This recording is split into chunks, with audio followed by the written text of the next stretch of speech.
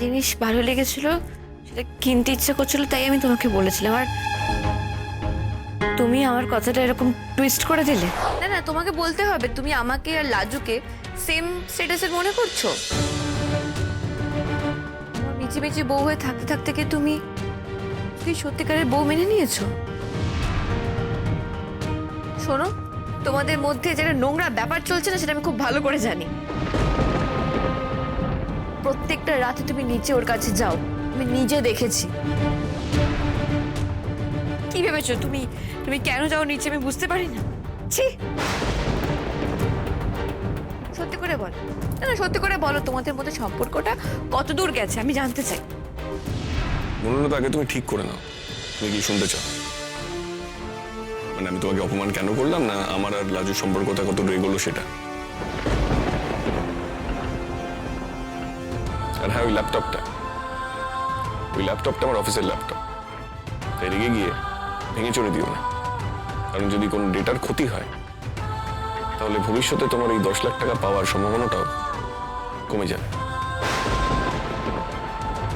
বুঝলে? ল্যাপটপটা দাও।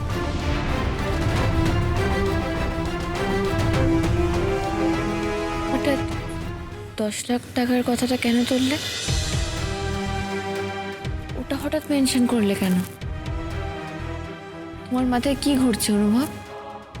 তুমি তোমাকে প্রশ্নের পর প্রশ্নই করে যাচ্ছ।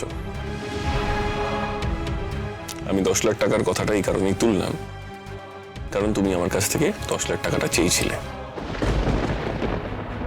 না না অনুভব, পরিষ্কার করে বলো, তুমি এক্স্যাক্টলি কি বলতে চাইছো?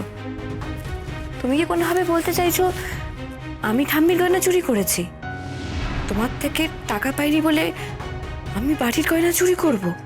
মনোলতা, তুমি যেই সম্ভাবনার কথা বলছো যে লাজু আউটসাইডার আর সে চোর হতে পারে, আমিও একটা সম্ভাবনার কথা বলছি।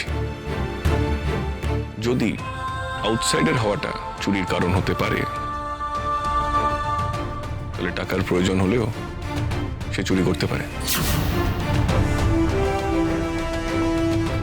ও, তা তোমার যখন এটাই মনে হয়, তাহলে পুলিশকে জানালে না কেন?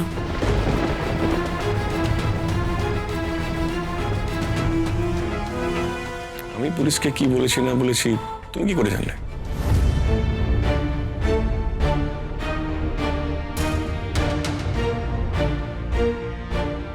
তুমি কি পুলিশকে 10 লাখের কথাটা বলেছো? আর সিরিয়াস? আমি তোমার বউ অনুভব, আমি কখনো তোমার কাছ থেকে কিছু চাই না।